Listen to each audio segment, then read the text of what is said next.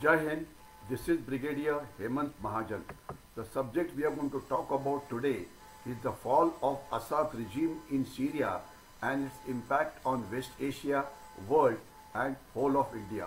We will talk about various geopolitical shifts and strategic considerations that are taking place because of this. The significance of end of Assad's 50-year family rule is very great, and a new era started in Syria and in the whole region. This has been a major development because after rapid fall of cities like Damascus, Aleppo, Hama, Daraa, etc., the new regime took over. It's a turning point in West Asia.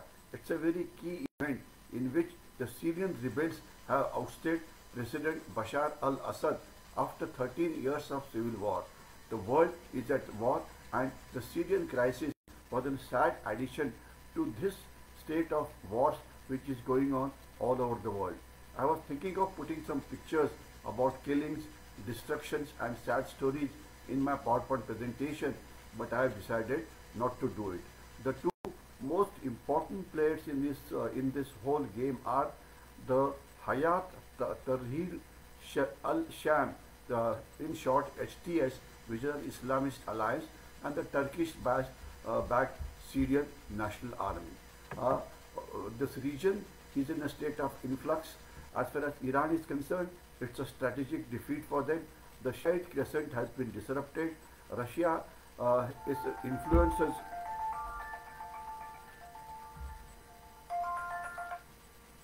Sir, I'll talk to you after about 10 minutes, sir. Just a minute.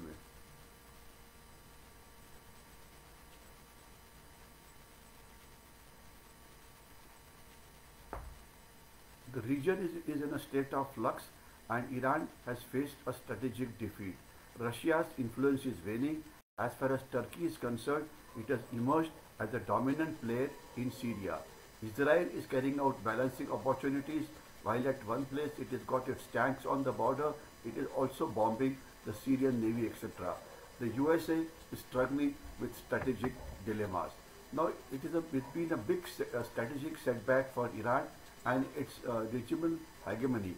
The loss of key ally, that is Assad, ensures that Iran's influence here has been reduced.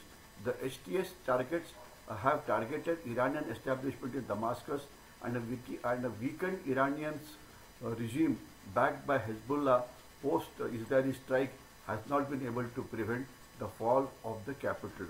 Russia's influence has gone down. It also shows limits of Moscow's power, overburdened by the Ukraine war and the sanctions, and its inability to sustain Assad's fragile region, and the rapid loss of strategic Syrian cities has ensured that Russia's influence in this area has gone down. While Turkey's role has expanded, it has become a key player as far as Syria's future is concerned. It will now utilize the HTS victory to secure northern Syria, and its focus will be on countering Kurdish autonomy as well as addressing the domestic refugee concern, which has been a problem all throughout. As far as Israel is concerned, it is an opportunity. It is ensuring that the Iran's presence in this area has reduced, which aligns itself with the Israeli goal. The risks are a potential rise of an Islamist-led Syrian government is a big risk. It has decided to carry out airstrikes on Iranian militia. It is carrying out airstrike on the Syrian army, navy, air force, and it is also cautious about the Islamic governance near the borders. So therefore, it has really got its army right on the border. The tanks are right on the border to ensure that no mischief is carried out. As far as US is concerned, it has got about 900 troops there, but they are basically for carrying out air attacks, helicopter attacks, and drone attacks, and basically it will strike the ISIS targets which are there. And it is trying to carry out a non-engagement, saying the President-elect Donald Trump had said that Syria is not our area of interest. However, Joe Biden has been quite active in this area. He sent his foreign secretary to Turkey and many other places to ensure that Turkey does not carry out something which is against the USA interest. As far as India is concerned, we have 90 Indians there, including UN workers. We have to ensure that they come back safe. We have issued travel advisories As far as Assad was concerned, he was favorable on Kashmir issue, and now Turkey, which has become a more important player, is now more favorable to Pakistan. So we have to therefore balance various interests. So there are conflicting interests in Syria, regional powers versus proxies, competing agendas of Turkey, UK, Russia, Iran. The global effect has also been felt. The UAE is concerned about the STS Islamist influence. The Middle East is worried about destabilization and power vacuum. The whole globe is worried because of rise of Islamic forces in this area like Afghanistan, Bangladesh and elsewhere. So the region is actually in a state of flux.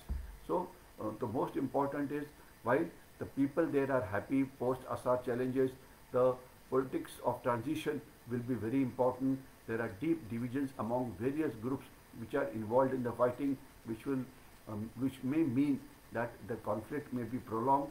The threat of ISIS emerging is very, very genuine, and the present Prime Minister Ghazi al-Jalali has said we must have unity. Now there are conflicting interests, there are conflicting players taking part in this region. Everybody's interests are opposite that of the other person.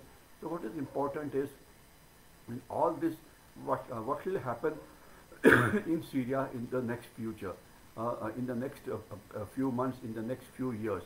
Assad's fall has been very pivotal as far as West Asia is concerned. However, it must be ensured that extremist resurgence is not done. The present regime which has come, it should be a liberal regime which should rule and take into consideration all the other forces that are there.